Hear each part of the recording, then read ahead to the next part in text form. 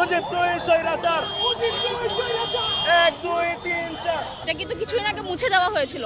এই মুছে দেওয়ার পরে শেখ হাসিনার মুরাল যেটা আছে ঘৃণাস্তম্ভটা রিস্টোর করা হলো, কিন্তু মুজিবের ঘৃণাস্তম্ভটা রিস্টোর করা হয়নি আর ডিস্টোর্ট করা হয়নি। তাই আমরা ওই ইতিহাসের স্পিরিটটা বজায় রাখার জন্য আমরা এই কর্মসূচি আজকে আবার সূচনা করেছি।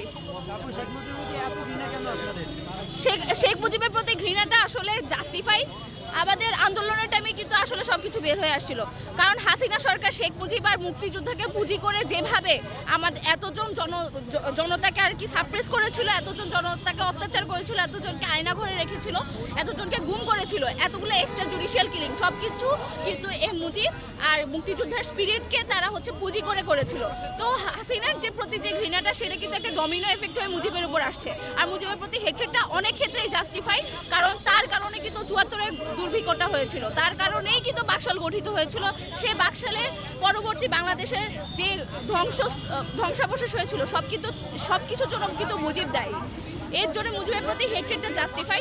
আর হচ্ছে ১৫ বছর ধরে কিন্তু আমরা মুজিবের যেসব কুকীর্তি, তাকে যে একটা ঈশ্বর বানিয়ে রাখা হয়েছিল, তার সে যে ভুল করতে পারে, এটা কিন্তু হাসিনা সরকার আর আওয়ামী লীগ সরকার সব কিছু লুকিয়ে রেখেছিল। তার অবদান নিশ্চয়ই বেশি আছে।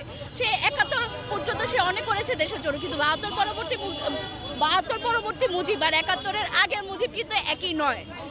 তাকে ক্রিটিসাইজ করার যে গ্রাউন্ডটা দেওয়া দরকার ছিল জনগণকে, আওয়ামী লীগ সরকার সেটা দেয়নি, বরঞ্চ আমাদেরকে ডিএসএ, ডিজিটাল সিকিউরিটি অ্যাক্ট সব কিছু দিয়ে সাপ্রেস করে রাখা হয়েছিল। এটার জন্য মুজিবের প্রতি আমাদের এত ঘৃণা।